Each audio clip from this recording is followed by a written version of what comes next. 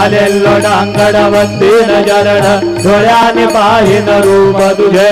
प्रेमे अलिंगीन आनंद पूजिन भावे वारिन म्हणे नाम त्वमेव माता च पिता त्वमेव त्वमेव बंधुश्च सखा त्वमेव त्वमेव विद्या द्रविडं त्वमेव त्वमेव सर्वं मम देव देव कायेन वाचा मनसेन्द्रियैर्वा बुद्ध्यात्मना वा प्रकृति स्वभावा करोमि यद्यत् सकलं परस्मै नारायणाय समर्पयामि अच्युतं केशवं रामनारायणं कृष्णदामोदरं वासुदेवं श्रीधरं माधवं गोपिकावल्लभं जानकी नायकं रामचन्द्रं भजे हरे राम राम राम हरे हरे हरे कृष्ण कृष्ण कृष्ण हरे हरे श्री गुरुदेव